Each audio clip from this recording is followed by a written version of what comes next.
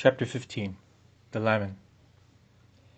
The breastplate or lamen of the magician is a very elaborate and important symbol.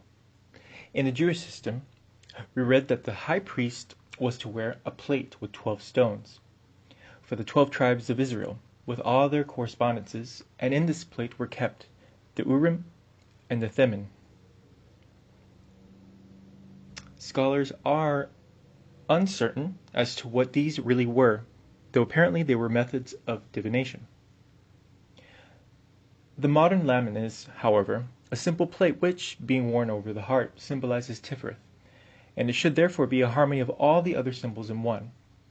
It connects naturally by its shape with the circle and the pentacle, but it is not sufficient to repeat the design of either. The lamen of the spirit whom one wishes to evoke is both placed in the triangle and worn on the breast, but in this case, since that which we wish to evoke is nothing partial, but whole, we shall have but a single symbol to combine the two. The great work will then form the subject of the design. In this lamen the magician must place the secret keys of his power.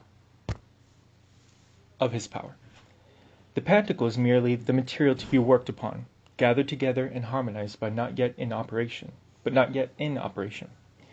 The parts of the engine arranged for use or even put together, but not yet in motion. In the lamen these forces are already at work, even accomplished is prefigured. In the system of Abramelin the lamen is a plate of silver upon which the holy guardian angel writes in dew. This is another way of expressing the same thing, for it is he who confers the secrets of that power which should be herein expressed. St. Paul expresses the same thing when he says that the breastplate is faith, and can withstand the fiery darts of the wicked. This faith is not blind self-confidence and credulity. It is that self-confidence which only comes when self is forgotten.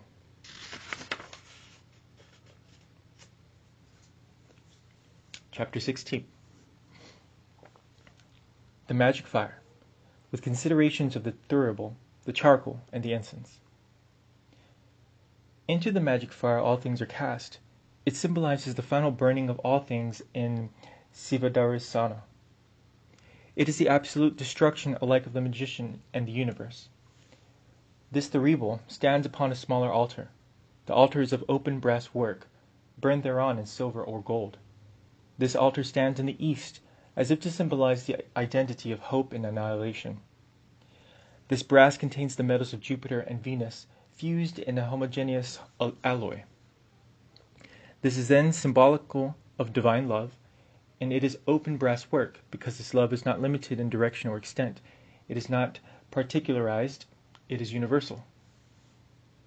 Upon this altar stands the censer proper. It has 3 legs symbolical of fire. Its cup is a hemisphere, and supported from its edge is a plate pierced with holes. This censer is of silver or gold, because these were called the perfect metals. It is upon perfection that the imperfect is burned. Upon this plate burns a great fire of charcoal, impregnated with nitre. This charcoal is, as chemists now begin to surmise, the ultimate protein element, absolutely black because it absorbs all light, infusible by the application of any known heat. The lightest of those elements which occur in the solid state in nature, the essential constituent of all known forms of life. It has been treated with nitre, whose potassium has the violent flame of Jupiter, the father of all, whose nitrogen is that inert element which by proper combination becomes a constituent of all the most explosive bodies known, and whose third ingredient is oxygen, the food of fire. This fire is blown upon by the magician. This blaze of destruction has been kindled by his word and by his will. Into this fire he casts the incense, symbolical of prayer, the gross vehicle or image of his aspiration. Owing to the imperfection of this image, we obtain mere smoke instead of perfect combustion.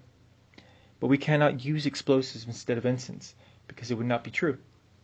Our prayer is the expression of the lower aspiring to the higher. It is without the clear vision of the higher. It does not understand what the higher wants, and, however sweet may be its smell, it is always cloudy. In this smoke illusions arise, We sought the light, and behold, the temple was darkened. In the darkness the smoke seems to take strange shapes, and we may hear the crying of breaths. The thicker the smoke, the darker grows the universe. We gasp and tremble, beholding what foul and unsubstantial things we have evoked. Yet we cannot be without the incense. Unless our aspiration took form, it could not influence form. This also is the mystery of incarnation. This incense is based upon gun albuminum, the sacrifice of the human will of the heart. This albuminum has been mixed with half its weight of storax, the earthly desires, dark, sweet, and clinging, and this again with half its weight of lignum alloys, which symbolizes Sagittarius, the arrow, and so represents the aspiration itself. It is the sorrow that cleaves the rainbow. This arrow is temperance in the tarot. It is a life equally balanced and direct, which makes our work possible.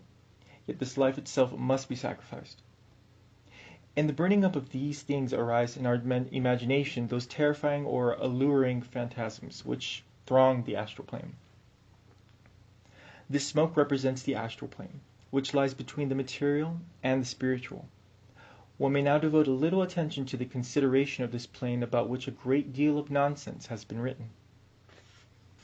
When a man shuts his eyes and begins to look about him, at first there is nothing but darkness. If he continues trying to penetrate the gloom, a new pair of eyes gradually opens. Some people think that these are the eyes of imagination. Those with more experience understand that this truly represents things seen, although those things are themselves totally false. At first the seer will perceive grey gloom.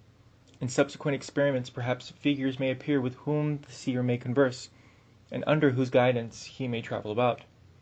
This plane, being quite as large and varied as the material universe, one cannot describe it effectively.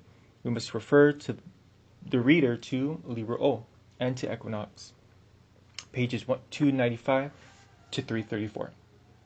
This astral plane has been described by Homer in the Odyssey. Here are Polyphemus and the Lastrogons. Here Calypso and the Sirens. Here, too, are those things which many have imagined to be the spirits of the dead. If the student wants take any of these things for truth, he must worship it, since all truth is worshipful. In such a case, he is lost. The phantom will have power over him. It will obsess him. As long as an idea is being examined, you are free from it. There is no harm in a man's experimenting with opium smoking or feeding on nuts, but the moment he ceases to examine, to act from habit and without reflection, he is in trouble. We all of us eat too much, because people, levered and obsequious, have always battled up 5 times daily with 6 months' provisions, and was less troubled to feed and be done with it than to examine the question whether we were hungry. If you cook your own food, you soon find that you don't cook more or less than you want, and health returns. If, however, you go to the other extreme and think of nothing but diet, you're almost sure to acquire that typical form of melancholy, in which the patient is convinced that all the world is in league to poison him. Professor Schirwenhund has shown that beef causes gout. Professor Nashtikov proves that milk causes consumption. Sir Rufin Ratz tells us that old age is brought on by eating cabbage. By and by you reach the state of which Mr. Howard Carrington makes his proud boast. Your sole food is chocolate, which you chew unceasingly, even in your dreams. Yet no sooner have you taken it into you than you awake to the terrible truth demonstrated by Guterbach Q, Hoggingesser, 4th Avenue, Grand Rapids, that chocolate is the cause of constipation, and constipation of cancer, and proceed to get it out of you by means of an enema which would frighten a camel into convulsions. A similar madness attacks even real men of science. Michnikov studied the diseases of the colon until he could see nothing else, and they calmly proposed to cut out everyone's colon, pointing out that a vulture, who has no colon, is a very long-lived bird. As a matter of fact, the longevity of the vulture is due to its twisted neck, and many thoughtful persons propose to experiment on Professor Mitchnikov. But the worst of all phantasms are the moral ideas and the religious ideas. Sanity consists in the faculty of adjusting ideas in proper proportion. Anyone who accepts a moral or religious truth without understanding it is only kept out of the asylum because he does not follow it out logically. If one really believed in Christianity, if one really thought that the majority of mankind was doomed to eternal punishment, one would go raving about the world trying to save people. Sleep would not be possible until the horror of the mind left the body exhausted. Otherwise, one must be morally insane. Much of us can sleep if one we love is in danger of mere death. Which of us can sleep if one we love is in danger of mere death? We cannot even see a dog drown without at least interrupting all of our businesses to look on it. Who then can live in London and reflect upon the fact that of its 7 million souls, all but 1,000 Plymouth brethren will be damned? Yet the 1,000 Plymouth brethren, who are the loudest in proclaiming that they will be the only ones saved, seem to get on very well. Thank you. Whether they are hypocrites or morally insane is a matter which we can leave to their own consideration. All these phantoms of whatever nature must be evoked, examined, and mastered. Otherwise we may find that just when we want it there is some idea with which we have never dealt, and perhaps that idea, springing on us by surprise, and as it were from behind, may strangle us. This is the legend of the sorcerer strangled by the devil.